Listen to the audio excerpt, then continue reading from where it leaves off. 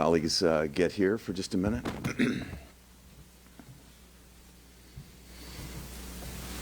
Mark, Tony, you there? All right. Everybody's here? There's Ted? Yeah.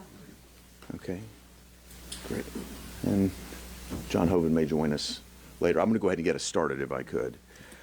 First, I'd like to set the stage, if I might, because the United States is in the midst of a border crisis like nothing we've ever seen before.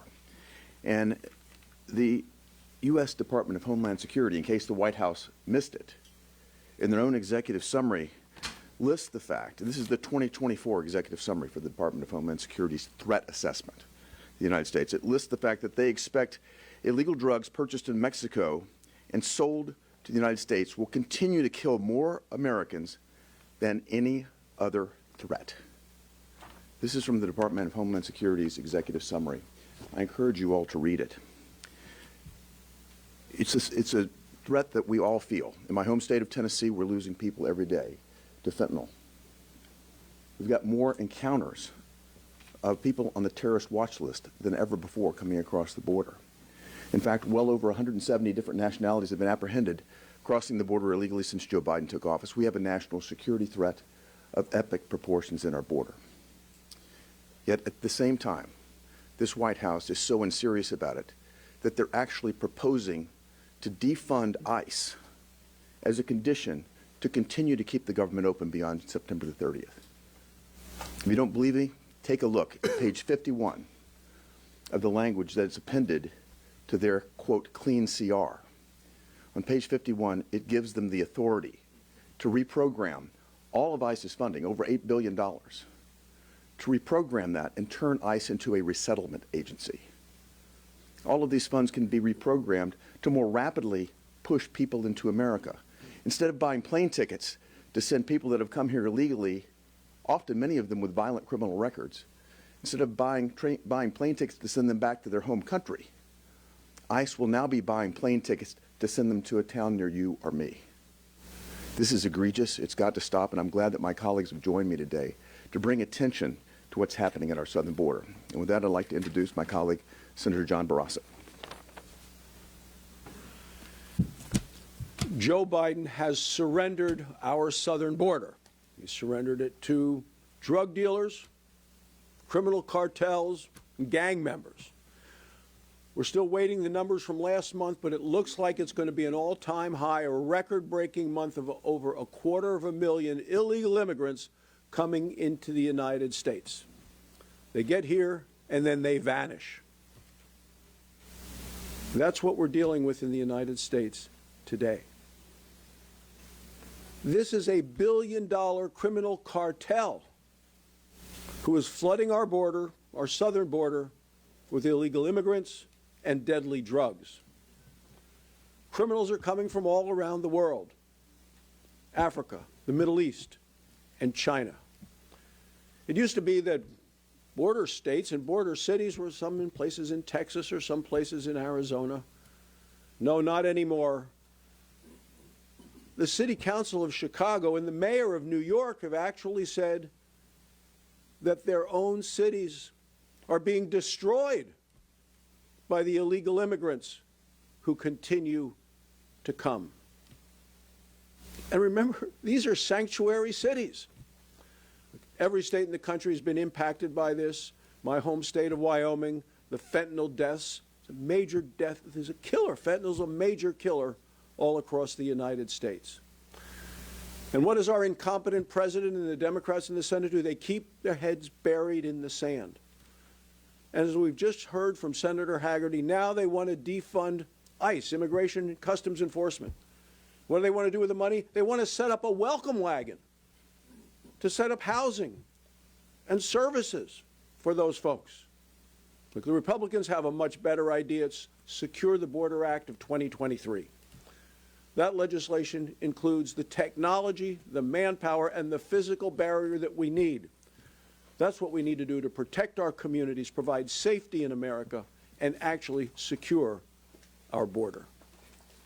And now, see, it says Senator Johnson. Johnson, he's not here. Okay, Senator Capito. Yeah.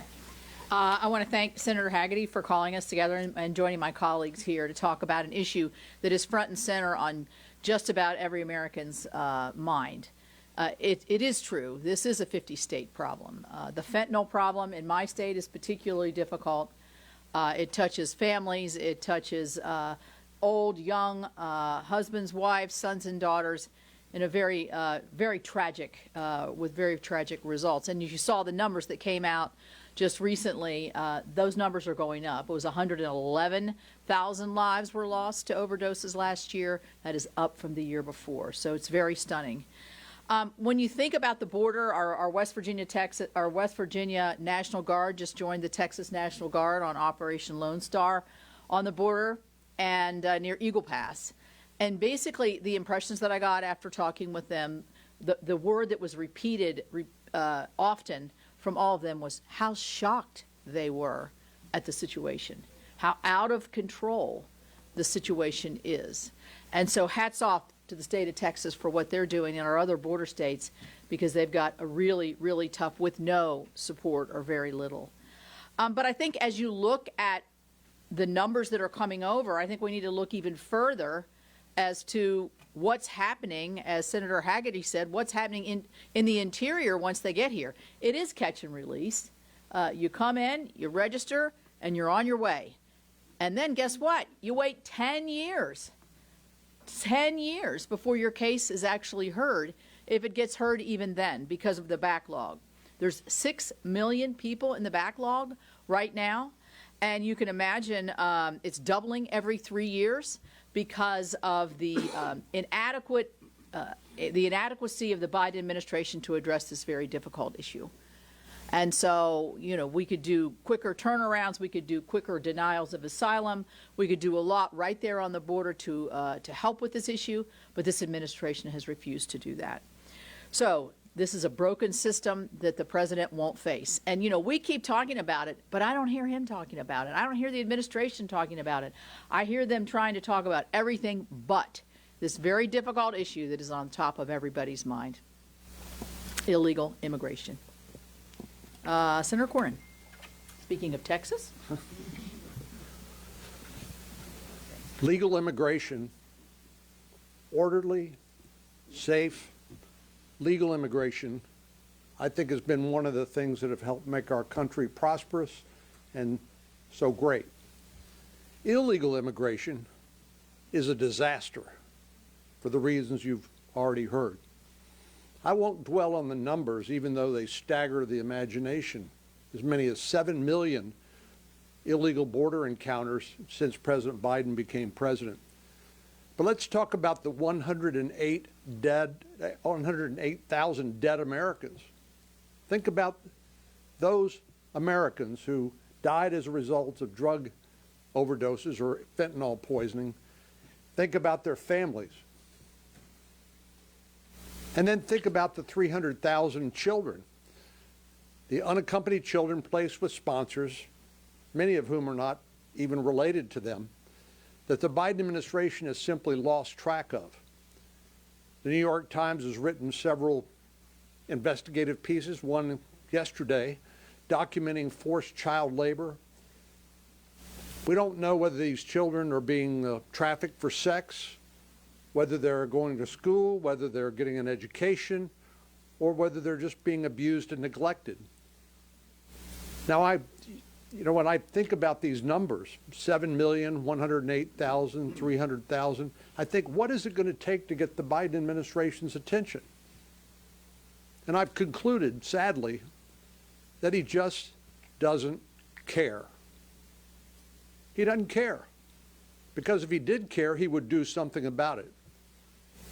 But it's not the president's responsibility initially to move legislation through the Congress. That happens in the Senate and the House. Have you seen the chairman of the Senate Judiciary Committee mark up a border security or immigration bill? Now, thank goodness our House colleagues have done so and passed it out of the House. It's here in the Senate, but with Senator Schumer in charge, it's essentially declared dead on arrival. So I keep asking myself, what is it going to take to get the attention of the president? What's it going to take to get the attention of Senate Democrats and House Democrats to work with us to try to come up with a solution? Safe, orderly and legal immigration is the way we should go, not the disaster we're currently experiencing and seeing now on a daily basis.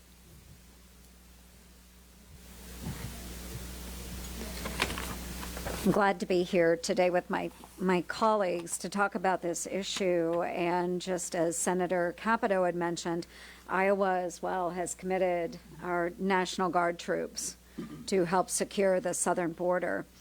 And President Biden and this administration, they truly are making America less safe. And ever since last Friday, we have seen 9,000 illegal immigrants cross the border every single day. My home county of Montgomery County in Iowa, the population there is right around 10,000 people. So if you think about it, that is the population of my county coming across the border illegally every single day.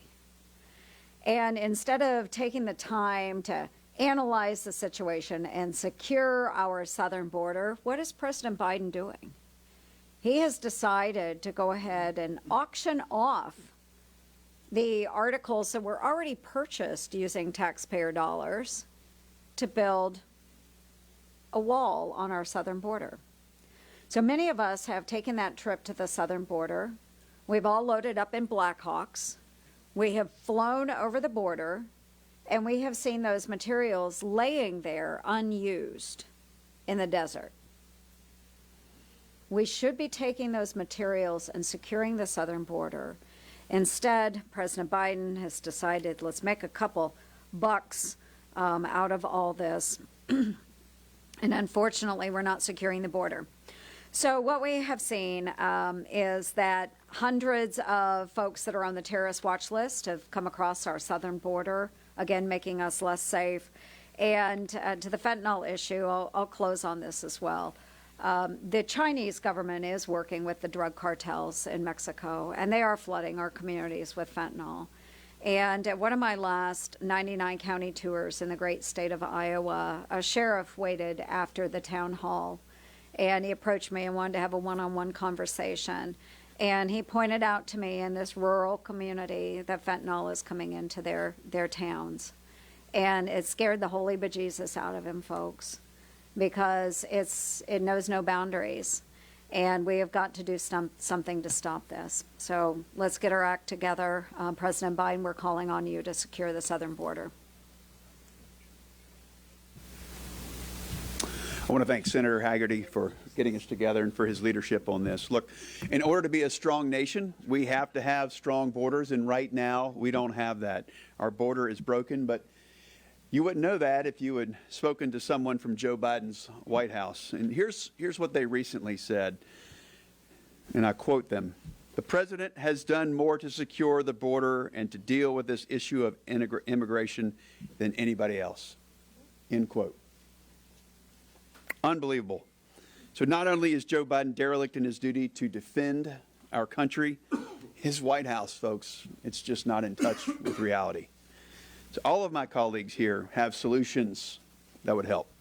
Senator Haggerty has a bill that would use Title 42 to protect us from fentanyl smuggling, as he referenced. Senator Cruz has the Senate companion to the House bill H.R. 2. I have my Build the Wall Now Act that would restart construction immediately on the wall. All we need is a president who cares about saving lives and keeping us a strong nation. Right now, it's just clear to all of us that Joe Biden and his White House, they're just simply not up to this task. I'd like to introduce Senator Britt. I want to thank Senator Haggerty for getting all of us together, and also want to encourage everyone who hasn't read his op-ed to do so. It clearly lays out what President Biden's intentions are, and it is not to secure the border. It is to rather further continued migration into this nation, into a space where it is unsustainable. If you look back over his administration, there have been 2.3 million people that have come here. Guys, you need to put that in perspective. So Alabama is the 24th largest state in the nation, and that is about half of our population of 5 million. If you look, that was the last fiscal year alone. If you look at the total compilation to this point in his administration, we're at about 7 million. To what you heard from earlier from my colleagues, we're hitting over 9,000 migrants at our border a day. At the current rate, we will hit 3 million in this next fiscal year alone. That's over 10 million migrants who have come here illegally across our border during President Biden's tenure. Now listen, we've got to put real policies in place that make change. We've got to secure our border. You heard Senator Ernst talk about the unused portions of the border that we have all seen. Listen, President Biden knows that walls work because he's building one around his beach house in Delaware, quite secure, but yet not affording everyday Americans that same respect. We've got to do more. You heard Senator Capito talk about 6 million people being in our interior right now under ICE. We only have 6,000 ICE agents, guys. That's where we need to be investing our money, not in NGOs, where we create a shinier object for the drug cartels to use to lure people here. What's happening is we've created an environment where human traffickers, drug cartels, and terrorists rule the day. Over 844 people died at the border last year, and you all read the story about an 8-year-old drowning. As a mom, that is completely and totally gut-wrenching and unacceptable. I have talked to women who have not just told me that they were raped, but they've told me how many times a day they were raped at the hands of the drug cartels. You look at the drug cartels and what they've done with fentanyl in every community around this great nation. Last year alone in Alabama, we had to use Narcan 15 times the first 2 months of our school year because of overdoses on campus. There is a mom, a dad, a brother, a sister, a cousin that is sitting around a dining room table tonight that is missing somebody because President Biden will not do his job. And then you look at terrorists. The numbers here don't lie, guys. Look at the last administration. The last administration in that total time span of those 4 years, do you know how many people we found on the wanted terrorist watch list at the border? 8. Do you know how many people on the terrorist watch list that we have caught at the border in the last fiscal year alone? And we're not finished yet. 244. Because of President Biden's disastrous withdrawal from Afghanistan, he has created a hotbed of terrorism, and now the American people are paying the price. We must do something, and I commend my colleagues for standing here once again, and we just hope our other colleagues on the other side of the aisle will wake up, join forces, and do something for the American people. Our children are counting on it. Senator Johnson. Well, first of all, thank you, Senator Britt, for your passion on this issue. Thank all my colleagues here for being here. What is, in terms of number of press conferences we've held on the border since the Biden administration blew it up? We keep trying to alert the American public. Unfortunately, most of the mainstream media are just continuing to ignore the crisis. I appreciate my colleagues putting my chart that I started developing as Chairman of Homeland Security, back there in 2014 when Obama declared a humanitarian crisis, when as many as 2,000 people were crossing the border a day. This administration won't even bring itself to call this a problem. They call it a challenge, and their solution is just getting far more efficient at encountering, don't even call it apprehensions anymore, in encountering, processing, and dispersing well over 5.5 million people, which is a population greater than, more than half the states have a population less than that 5.5 million people. That's the magnitude of the problem. But you can see it's just graphic in terms of how this crisis has exploded under Joe Biden, and it's also obvious that under President Trump, without real help from Democrats in Congress here, it pretty well solved the problem. We pretty well eliminated the illegal immigration of unaccompanied children. and family units exploiting our asylum laws, which means we dramatically decrease the human depredations of the illegal flow. Today, and my last trip in the border, I've gotten to know the sheriffs down there, and they always show us the pictures of the dead, desiccated, bloated, animal-chewed bodies in the desert of the illegal flow. There are hundreds every year. Today I got a photo, and we're just going to put up half of the photo. I'm not showing you the worst part of this photo, the upper half. It was literally the most horrific one I've seen today. Any reporters are interested, I'll show it to you. But we're not reporting on, we're not recognizing the human toll, the inhumanity of the Biden administration policies. This was a human being that we might have let in, welcomed in under a legal immigration system, but Biden's open border policy has pushed back the possibility of us standing up a functioning legal immigration system.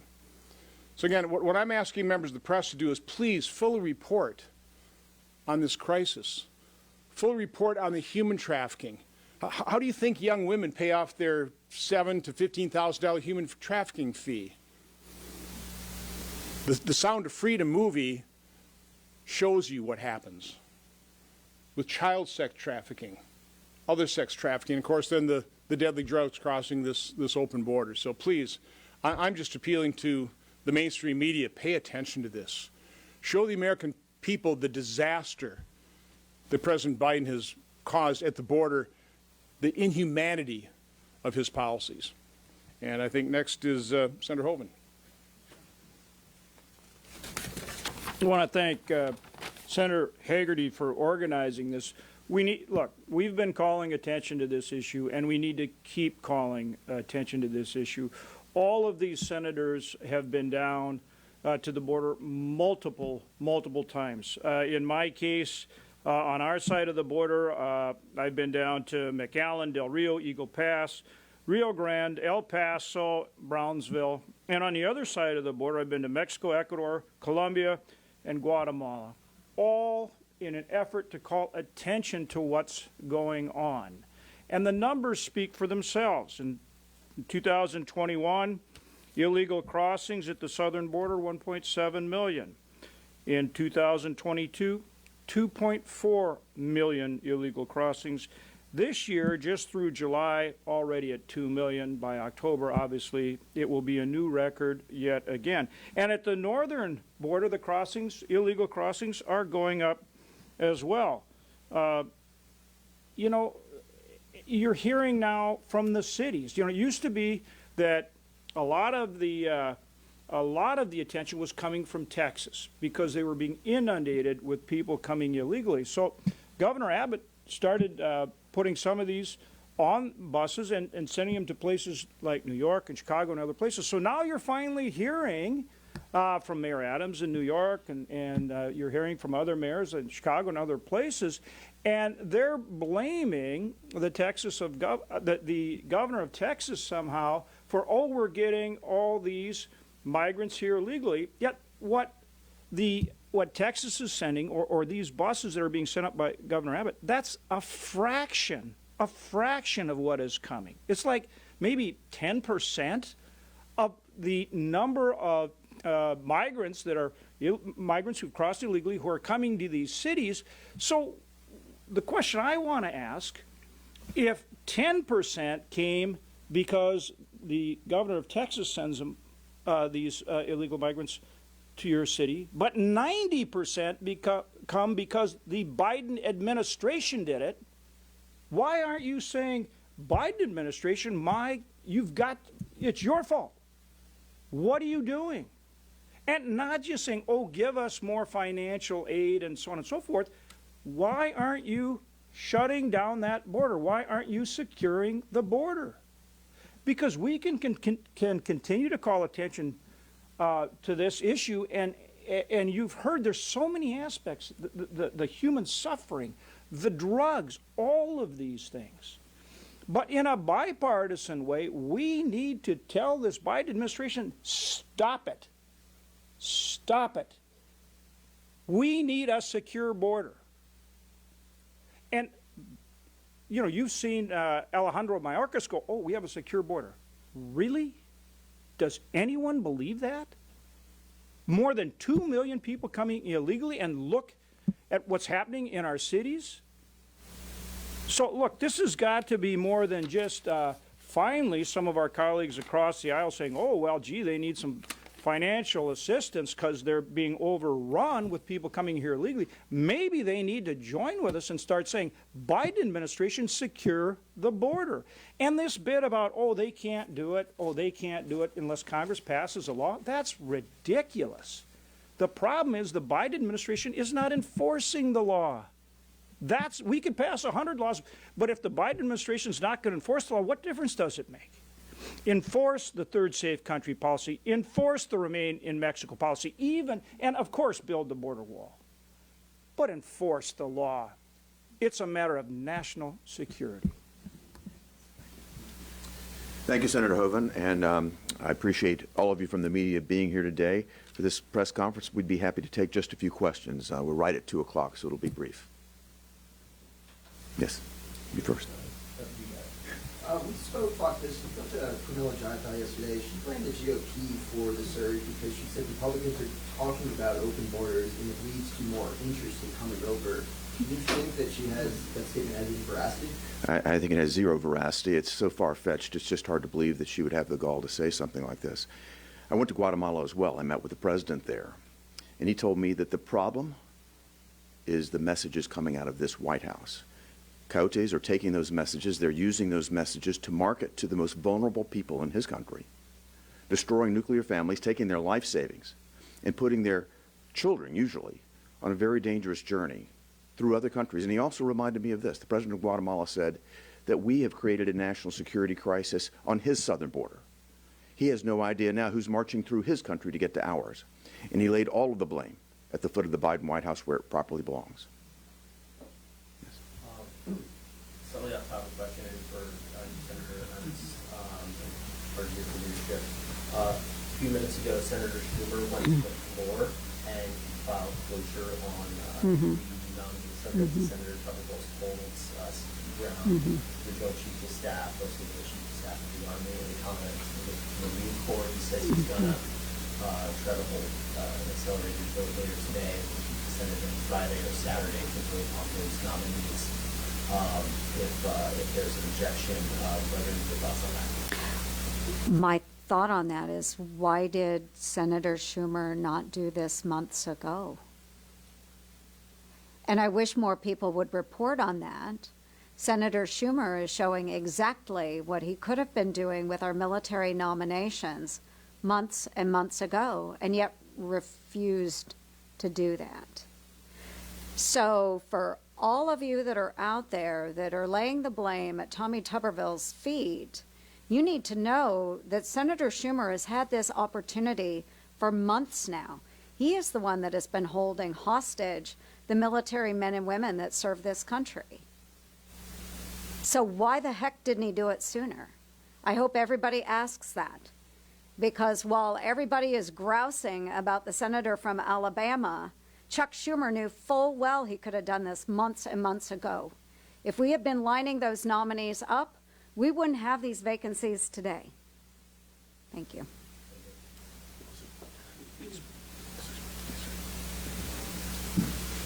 Thank you all for being here today. That'll conclude our remarks. Thanks.